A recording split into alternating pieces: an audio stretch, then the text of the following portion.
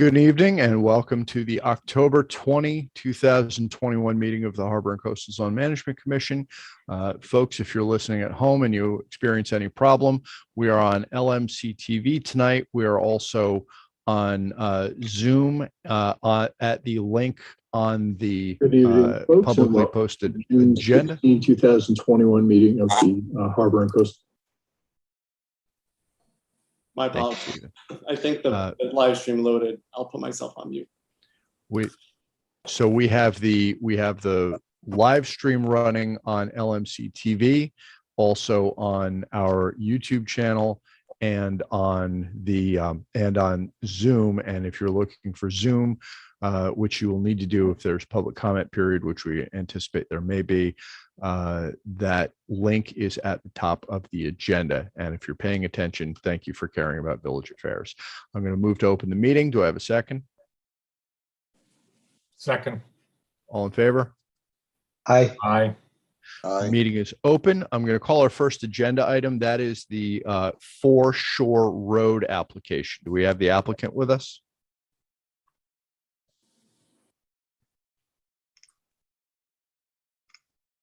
Yes, I see her on here. Let me promote her to panelist so she can speak.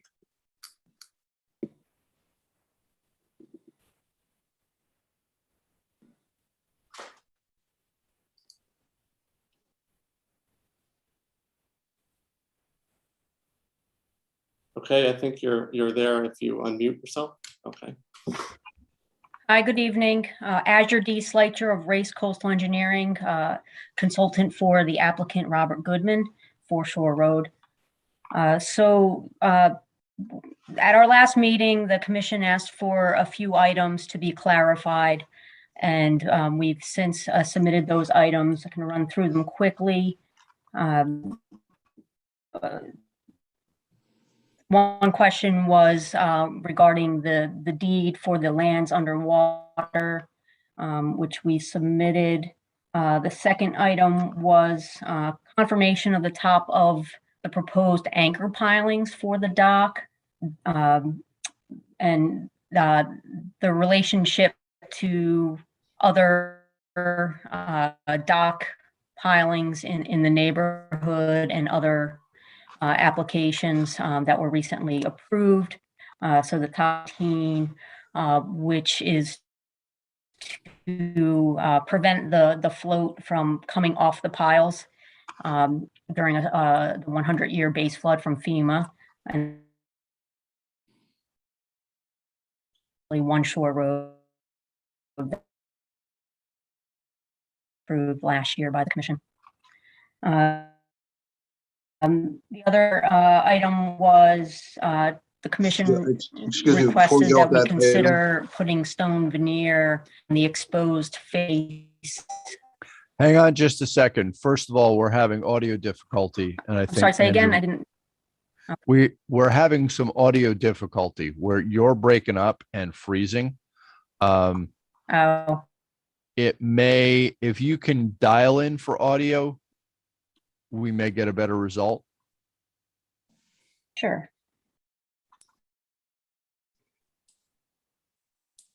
That was your comment, Andrew?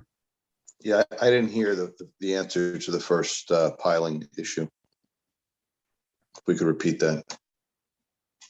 I turned off my video. Is my audio any better? It appears to be. I'm hearing you. Okay. Azure, can you just restate the first if you don't mind, I'll stick with this format. Can you please restate the yes, so our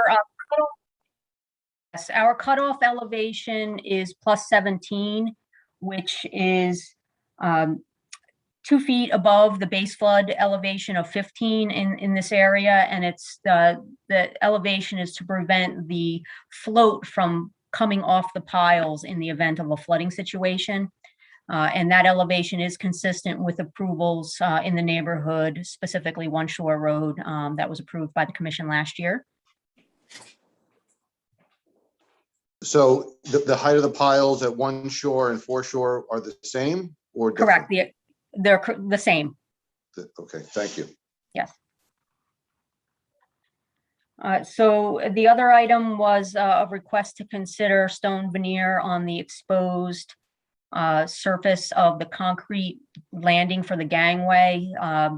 Portion of the seawalls to be removed and concrete in its place to support the new gangway. And we did add and send in modified plans that showed we will add veneer to that exposed face in order to keep the character of the stone seawall from the water side looking towards the property. And lastly, the commission requested an aerial photo exhibit showing the proposed dock structure in relation to other docks in the neighborhood as far as the extent offshore and the distance from other features, including Crane Island and the Mill Pond Weir. So we had submitted that as part of our September 21st submission. And if you need me to pull any of this stuff up, I can share my screen. But otherwise, those were the items that were discussed at the last meeting and subsequently at our site visit in September. Okay. If you'd finished, I think I only have one question.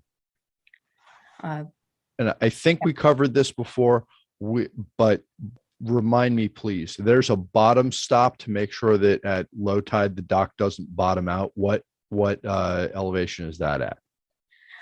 It's a requirement from the Army Corps of Engineers. If the water depth is less than 2.5 feet under the dock at low tide, then it will be outfitted with bracing to prevent the float from bottoming out at low tide. Okay, so there's both a top stop and a bottom stop. There's no top stop. It's a bottom stop that attaches to the 4 pilings to suspend the dock at least 2.5 feet above the mud line. But otherwise, Okay. the dock just floats up and down on the piles. Are there, Okay. are there any objections on your side to just putting one of those on no matter what? Not necessarily. I think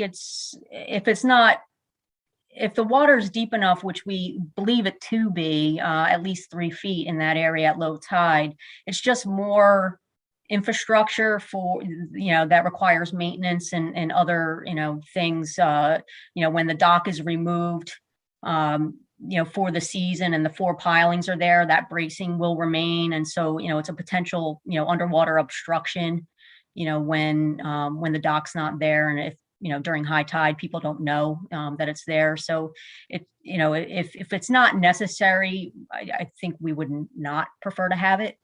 And certainly the water depths will be verified. Once the pilings are installed and before the dock is brought into place, the water depths at low tide will be verified, and that infrastructure would certainly be included if it's necessary. Okay, so then maybe let me ask the more complicated question that I thought maybe I wouldn't have to ask, depending on the answer to that. But can you help me understand how the low, I think it's mean low water is calculated? It seems like there'd be variability there, and I've at least heard anecdotally, and I think a lot of us in the village are familiar, that the water just gets very, very low at times in that location. So maybe you could help me understand if you're confident the water is always above 2.5 or 3 feet, or most of the time it is, or how you think about that. Yeah, the bottom would be measured, from an elevation. So we're not going out at any particular tide event. The bottom would be measured for elevation purposes, and mean low water is defined as elevation minus 3.9 in this location. So the requirement is at least 2.5 feet above that minus 3.9. So it's a very specific elevation that's measured in the field, and not subject to interpretation of any particular tide or time of day or time of year. And with your experience with that, which seems like a rational way to do it, I'm not familiar with it. So it seems like that's probably the industry standard. But Is there variability around where the low water truly is in your experience? Absolutely. I mean, the mean low water is just that. It's a mean taken over, a time series. But it is the industry established baseline for, that the Army Corps and DEC use for, determining the requirement for the float stops. And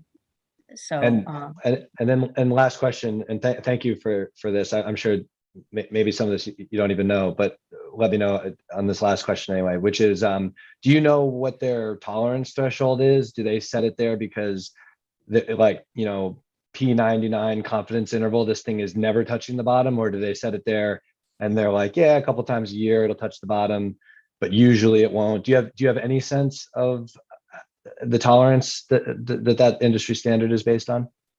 I honestly do not. And again, 2.5 feet from mean low water, I think over the course of the year, that's I would say it's unlikely to get below that. So there's always going to be some clearance.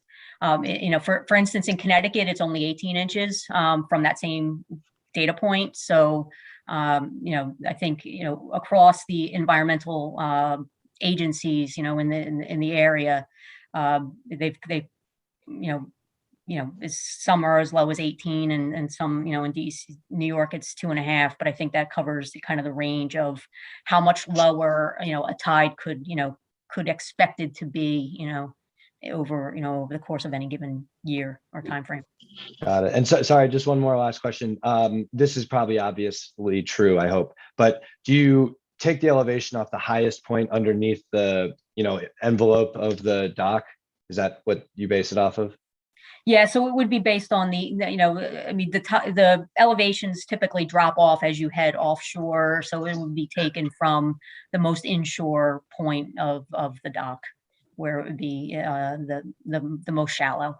Yeah, intended to be the shortest or highest or whatever you'd call it. Yeah. Okay. Thank you.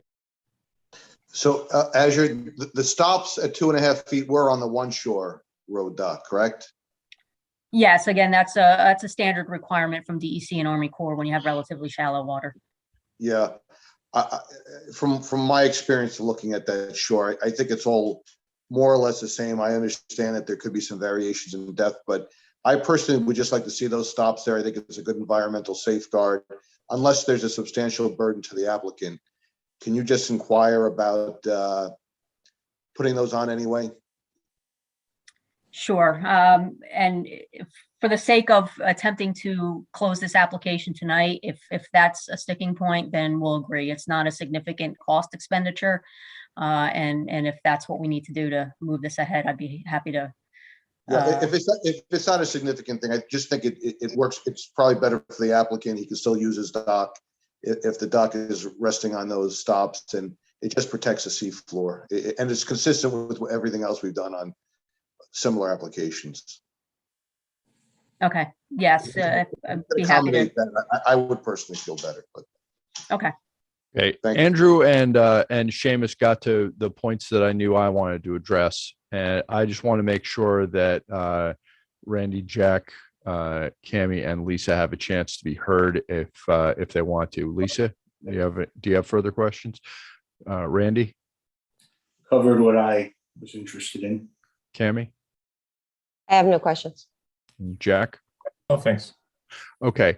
We had briefly opened a public session on this, but the public had a hard time accessing it during that meeting due to some technical difficulties. And I think the right thing to do for the public is to reopen a public session. I'm going to move now to do that. Do I have a second?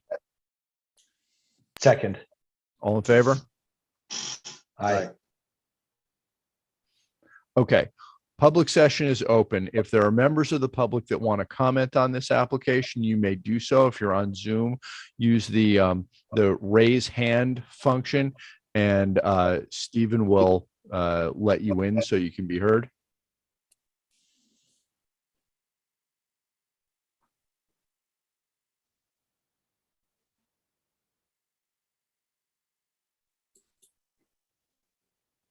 Have any of the neighbors reached out? Either to the applicant or to us that we're aware of? No one has reached out to the applicant that we're aware of. And I don't see any raised hands from any attendees. Okay. And I didn't expect any, but it's only, so it's the right thing to do to give the public a chance to comment on every application. And I think before most people didn't have access. So I thought we needed to reopen that.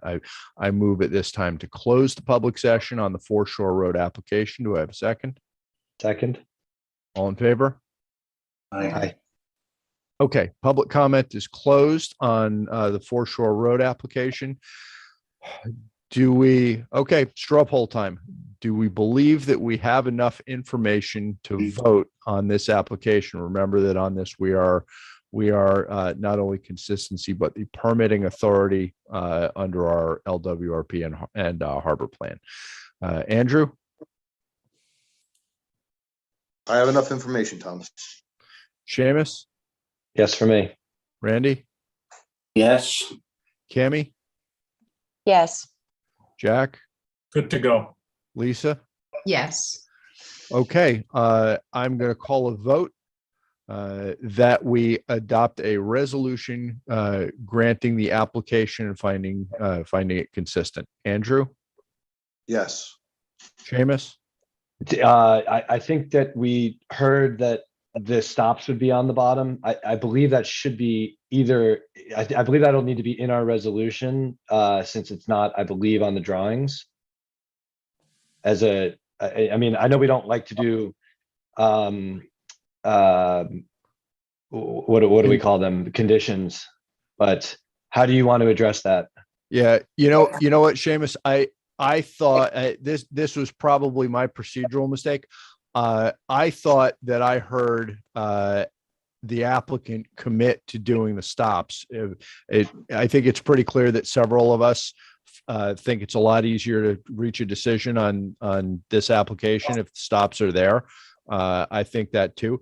It's probably easier to clarify that we are deeming the application amended, and the applicant is on board with that. Yes, and we do have these float stops on our drawings. There was a note that's, said that there was a contingency for water depth, which we would be happy to remove, whether or not you place a condition in your resolution. Yeah, I think that's deemed amended. That's not conditional. That's deemed amended. That's now part of the plan. That's on our record. So Andrew, I know you're for. Seamus? Yeah, and sorry for that. I was just trying to clarify how we'd get that in the record. Consistent. Cammie? Consistent. Jack? Good. Randy? Consistent. Lisa? Consistent. And we are unanimous, consistent. Okay, we'll have the formal resolution done, and I have, I think, 3 business days to sign it, which gives me Monday. We are completed with this application. Thank you for your presentation, Ms. Schleicher. Have a great evening. Thank you. Thanks to the commission. Appreciate it. Have a good night. Good night. Thank you. Good night. That is our only private applicant item. We have 2 administrative items up. I'm going to take we added at the last minute an administrative item for the new correspondence from the state of New York. If nobody minds, I'm going to take this out of order and address that first, because I think I know what we have to do with that one.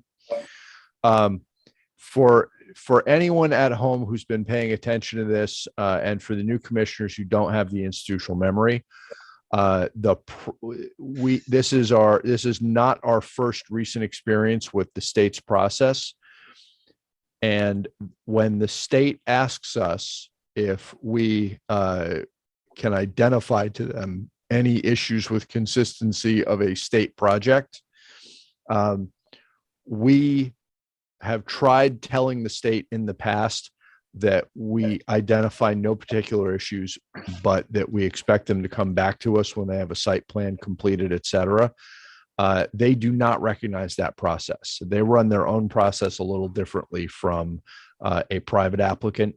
And this is the last chance we will get to speak. But if we do identify issues, they will work cooperatively with us to address consistency. If we say that we don't see any issues, even if we append to that we like it to come before us, we know that that will not happen. So what we have to do is, even if it's somewhat speculative, identify any potential issue that we have. I think the only way for us to do that efficiently here, since we got it tonight and none of us has had a chance to do more than glance at it, is form a sub-quorum working group. Quorum for this commission is 4, even when we're understaffed, and we are now fully staffed once again. Quorum for this commission is 4, therefore a sub-quorum working group can be 2 or 3. I'm looking for volunteers on this. We probably have 30 days from receipt of the letter to make comments. In practice, the quicker we turn around to first draft, the better. If we could do it in a week, that would be great. Since we are subject to open meeting law, we will not be able to meet again, or we can't have confidence that we'll be able to meet again and discuss in a full meeting the draft. We might be able to make it for a working group. Probably what we have to do is get a draft we're happy with and, send it from the chair and vice chair. Who wants to take a look at this application and identify any of our policies that we may have to work with the state to resolve on this? I'll volunteer. Thank you, Andrew. Yeah, and I'm happy to as well. And maybe once we have a group, I do have a question or two on the exact process, just very quick in a moment. Sure. Okay. And if you guys can get a draft together, you can send around to everybody, but in order to not deliberate outside the context of an open meeting, we can't have a roundtable about it. We can look at it, comments go directly to the chair. What's your question? Yeah, so because I think that 30 days would probably give us our November work session if we wanted to. But I just was curious what you thought we would try to accomplish. Would it be to send a letter to the state telling them, here are some of our 44 policies that we think are impacted, so please come with an application to a meeting? Or should the letter that we send be, here are our issues, please address these, and then we'll see how they react to it? Because I don't know the state process quite well enough. I think the lesson that we learned from the last time that we tried to get the state to focus on our policies, that we are better off being more detailed than less. We may be able to get them to a meeting. My guess is that they will want to work this sort of in a roundtable fashion with their personnel, and that they will not accommodate our schedule when they do that. So I think we're better off. For example, if it were to raise, policy 11, we would want to explain to them that historically our practice has been to interpret the no net fill rule as serving that. If they were to ask if it were to raise a sightline view shed issue, we would want to explain to them that historically our practice has been to deem that to include river views and shore views. I think we have to explain how we see the policies that we think are raised, because otherwise we're not going to get a lot of opportunities to explain our point of view to them. And my understanding is they'll work with us on this, but they'll do that a lot better if we explain how we think about the policies that we are looking for them to enforce here. Okay. Yeah, it makes sense. I mean, it's obviously a critical location, right? I mean, it's visible from Harbor Island Park, flooding as far as the river getting out to the harbor, environmental and so on. So that works. Andrew, if you want to coordinate, I'm happy to do that with you. It's a lot of materials if you looked at what Thomas sent. Sure. Can I just ask a question? Yeah, go ahead, Jack, please. this is just lack of experience. They've been working there, correct? Yes. Are they asking us to approve something they're already doing? I don't know the answer to that. I mean, I don't, tell me if anyone glanced more than I did. There is a ton of pages here, but this is, related, it looks like, to the widening of the bridge and the redrilling of shafts and piles in there. So I don't know if they've just gotten to that point of the prep work or what. I don't know. Does anyone know? I don't know. Yeah, can I share some information on that, because it came as a bit of a revelation to me. I was copied on a email chain between engineers and DEC, and the emails just didn't. I wasn't familiar with the parties involved, so I just to ensure that I wasn't ignoring something that was super important, I called the last email that I received. It was an engineering outfit, and I said, I'm receiving these emails. I don't know what matter this is, what case it is, what it is about. And the engineer told me that it was part of the Boston Post Road Bridge, and I was being sent these emails as part of the Harbor Coastal Commission. So I asked him for a little background on what was going on, and that bridge was originally supposed to come down in its entirety and be rebuilt. And the engineer told me that they've since modified those plans, and they're going to keep the bridge the way it is. And also, interestingly, that bridge, there's no steel in that bridge. That's an old, that bridge is so old, it's just a rock. It's masonry. It's masonry, but it's an art. I mean, all the structure comes from those big stones and from the fact that it's an arch. So I thought that was very interesting. And what they plan to do is just build onto that bridge to accommodate the pedestrian walkway on the south side. So the project's evolved. It's obviously much different than what it was originally, and I think that gives us some area to figure out exactly what they're going to do, how they're going to do it, and how it fits into the 44 policies. So is what they've done to date emergency work? No, I think what they've done to date, I didn't hear any about emergency. What they've done to date is utility work, and I don't think they've done anything structural to the bridge, because the bridge is sound enough to stay the way it is. What they're going to do is build basically another bridge, a pedestrian bridge on the harbor side of it. There's a river side and a harbor side. Sure. So what you're saying is that they're talking about where they drop the footing for the new pedestrian crossover as what they're sending to us to talk about. Yeah, well, that's one of the things. How is that bridge going to be supported? Where is it going to be? How's it going to impact the? That's obviously a piece of history there. It's an old stone bridge.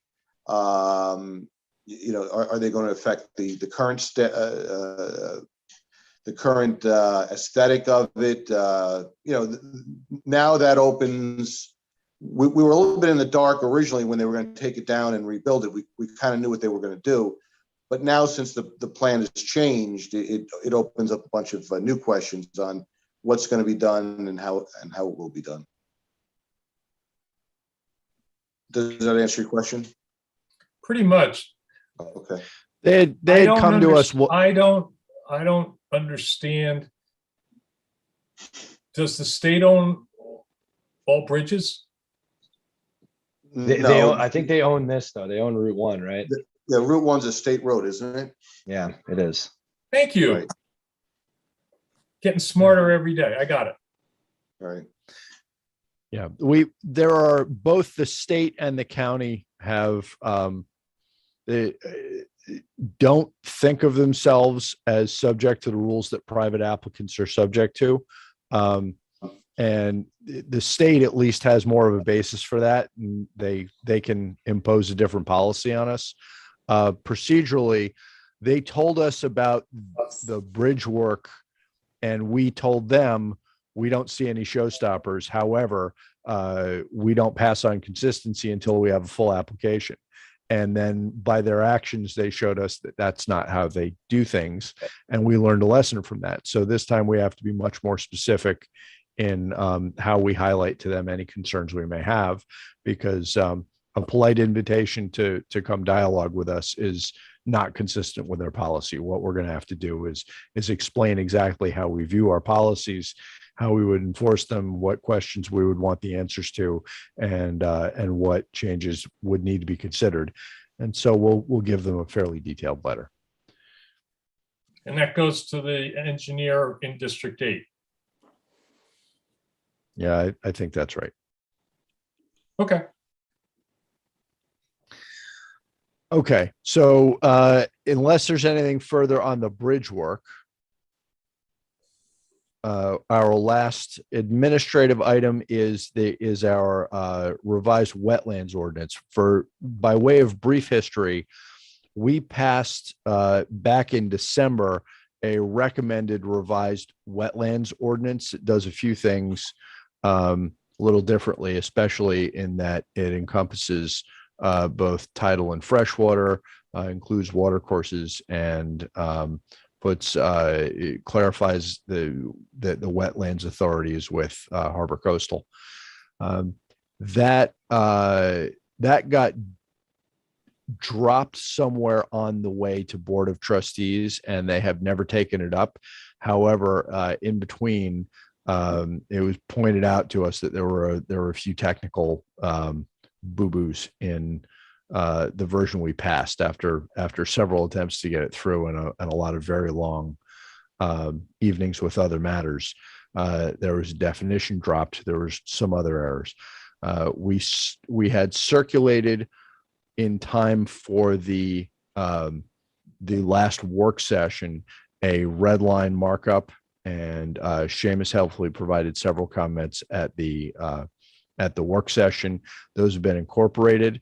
I sent a version around tonight that should have dealt with those, mopped up the last few things, incorporated the synonym buffer for the adjacent area definition, that sort of stuff. Is other than what Seamus outlined at the work session, it looks very like what was circulated ahead of the work session. And I would like to be able to get that up to the Board of Trustees for their consideration. Anybody have questions?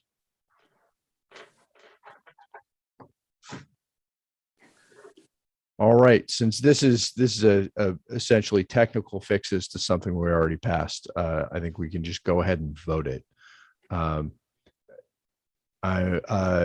Andrew, this is to recommend the current as of this evening version of the wetlands ordinance to the Board of Trustees for passage. Andrew? Yes. Randy? Yes. Seamus? Yes. Lisa? Yes. Jack? Yes. Cammie? Yes.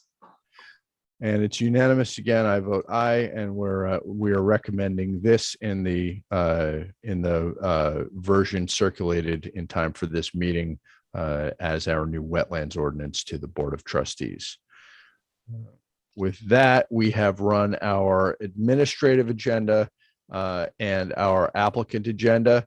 The only other thing Thomas, that can I interrupt you 1 second?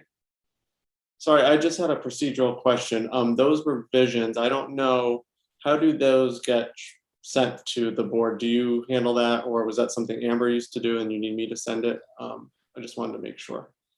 That was something Amber did. Let's touch base in the morning about procedure. I think what the red line additions become underlined text like the rest of the black line underlined text, and the red line strikeouts become black and white strikeout like the other struck out text. Right. Okay. We can touch base about implementing that in the morning, because that's ministerial. Okay. Okay, having run the agenda, the only other thing that I think we can accomplish tonight is if we have an update on the litigation, we can go into executive session. That's really a question to you, Catherine. Do you have anything? And if so, we'll go into executive session. I do not. Okay, that makes life pretty easy. I'm going to, unless anybody's got something else, let me know now. Are we having a work session next month? So for the folks that are new, we implemented last winter when our administrative agenda had gotten extremely burdensome and we were in danger of seeing midnight come and go on some of these meetings. We implemented the work session 8 days before our meeting in order to make sure that we handled administrative items and the completeness of applicant agendas, but not the deliberation, just the completeness in a timely fashion to take some of the long nights out. It worked wonders, and we are now down to manageable agendas every time. We keep asking every month if we should keep the work session. It's for all of us, so I'm not trying to drive a result here. Folks, do we think that we need to have a work session for next month? Right now, I don't know of any applicant items, but those often come in late, and the administrative agenda is manageable. If you want to skip it, I'm amenable to that. I think that potentially with the Post Road Bridge, which we're on a 30-day clock for, that this is inside of. And I, as much as I'd rather do this in one night rather than two, maybe it's a little easier virtually. We come up with things at that meeting that I think helps our, applicants. Usually we identify we need this environmental study and we get it done in a week. And so I continue to, for now, see some value to it, but it's a balance, right, among the burden of the extra time. So I'm up for it, but I'm fine if everyone decides we don't need it or it's just too much. I personally find it to be useful, and sometimes it's very short. Make sure we have everything we need to. So I don't think it's particularly burdensome, but and I think your point about the bridge application, which I've been skimming through, is a good one. There's a lot there. So I think it makes sense. We can always, not have one if in a particular month it looks like there's not that much going on. But Even in this one, if there's not much to talk about, it could be a 5-minute meeting and then it's, right, over and done with. Right. Yeah, I think sometimes it only takes us 20 minutes, but I find them helpful too. Okay, let's plan on holding our work session. And Thomas, I think we have a member of the public who has a question for us. Yes, you do. Sure. Would you like Sure, me we to can mute them? Hold on one second. Okay, I believe you're able to speak. Okay, can you hear me? Oh, good. Yes. My name is Catherine DeHaze. I live here in the village. I'm just wondering if your committee has had an opportunity or is planning to approach the New York State Department of Transportation to think about some of the floodwaters that may have come from the Interstate 95. I've been sort of looking into this, and earlier today was reading the New York State Department of Highway Design Highway Drainage Chapter, legal aspects of highway drainage. The department is obligated by state and federal laws to protect the highway, of course, but also adjacent land beyond the highway from collected and concentrated flows, also floodplains, and also water quality and resources.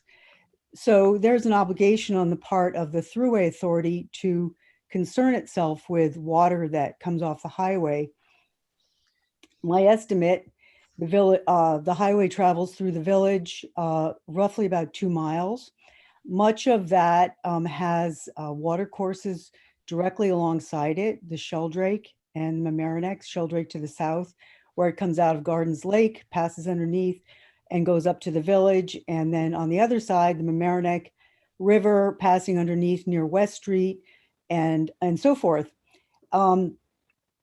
If you measure how much which I did, 2 miles of, put that into feet, the width of the highway, not counting all of the, not counting the clover leaves or exit ramps, simply a 6-lane wide highway.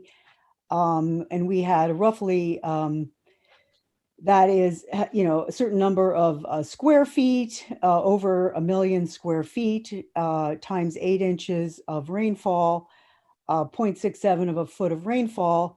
It equates to roughly 5 million gallons of water that fell on 95 during the flood, a portion of which, maybe all of which, ended up in the village of Mamaroneck, in our rivers, and so forth. So this is seems to me something that is within your purview. Reading a little more deeply into the document, it's 135 pages. Near the end, it says, legal aspects on page 110 of this document, legal aspects of highway drainage. The collection and diversion of surface waters may result in discharges which create a flooding problem which did not exist prior to the project. A storage facility should be provided to mitigate the increased discharge resultant from the storm drainage system. So, I know there's all sorts of plans afoot with the Army Corps and so forth. Quite apart from that, I'm just wondering whether your commission is planning to look at the impacts that the highway, has on the flooding in the village. That highway was built in 1956, and we were in a very different world then. So that's my question. So the short answer to that is the Thruway Authority has a different set of powers from most other governmental agencies we interact with. And so we would, the first question for us is what do we have the ability to do to even hold them to any obligation that they have? Mhm. And then the second question is, if to the extent we have power to do something to make them mitigate the impact of that flood water, what in fact should we do? But given the impact of the flooding on this village that we've all seen recently, and that if you've lived here long enough, you've seen several times, we should always be asking what we can do to address flooding problems. Some of the houses I helped tear sheetrock out of last month had water levels over my head. We all drove around this village and saw people's entire worldly possessions out on the curb. Some of us helped people drag washing machines and refrigerators out that had been completely submerged. It will never not be an issue that we flood so badly in this village. And I am so fortunate. I live up in Harbor Heights and I was completely untouched. I can't say that for all of my friends.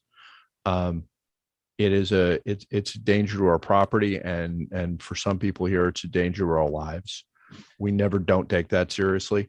So the answer to your question is we should always be thinking about flooding. You've raised the issue of the Thruway Authority and I-95 and its impact. We're going to raise that with our support staff and our council and put it on as an administrative item to talk about it next time. Thank you for raising it. And we will revisit once again what we can do to reduce the danger of flooding here. We take, if you've listened for a while, I think you know that we take our policies concerning floodplain safety as seriously as a mandate as any policy that we enforce here. You've raised a serious issue and we're going to address it. Thank you very much. I have further ideas which I could share with you at some point in the future. And of course, flood mitigation. First stop for floodplain concerns is always flood mitigation committee. Okay, thank you very much. Thank you. And I think that I think we've heard in the past from TJ Council related to an issue with that 95 laydown yard. And he did seem, you know, pretty knowledgeable or had resourced those intergovernmental interactions. So Thomas, it sounds like we'll raise that with them or Catherine, but it might be helpful to hear from TJ when we talk about that, you know, on his thoughts on what we could do. Right. I think TJ has a lot of experience with the how you can and can't approach throughway authority. So we'll take that up offline in order to set up an agenda item for next time, and then we'll take that up in our work session. So it sounds like we've got another administrative item. I guess we're going to keep that work session. Okay. And with that, I think we've covered everything I think we need to cover. If anybody's got other business. Hearing none, I'm going to move to adjourn. Second. All in favor? Aye. All right. Thank you very much for your time, folks. Thank everybody. you. Have a good Thanks, night, Stephen. everyone. Good night. Thank Bye, you. all.